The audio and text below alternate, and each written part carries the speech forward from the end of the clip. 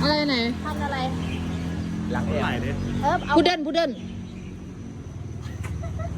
นี่ไงนะให้มันสัมภาษณ์ขานี่ครับ พุดเดิ้ลเนี่ย เอามึงจะถามเราก็มันกี่ล่ะ อย่างว่า เอาเร็วพันใหม่ สองนี่ใหญ่